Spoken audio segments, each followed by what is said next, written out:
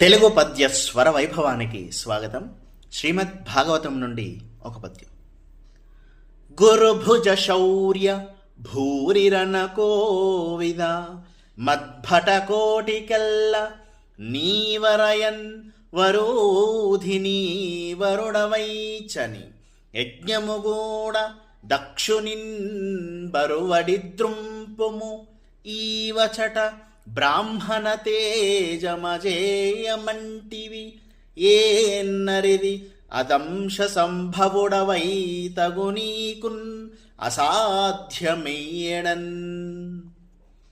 ఈ పద్యం నందు యుద్ధ విద్యా విశారదుడవైన వీరాధివీరుడా, మన ప్రమథగణాలకందరికీ నీవు సేనాధిపతివై సాగిపో, యజ్ఞంతో కూడా దక్షుణ్ణి హతమార్చు, బ్రాహ్మణ తేజం అజేయమని సందేహింపకు, శివాంశ సంభవుడవైన నీకు ముల్లోకాలలో అసాధ్యమైనది లేనేలేదు అని రుద్రుడు కోపోద్రేకంతో వీరభద్రుణ్ణి ఆజ్ఞాపించాడు.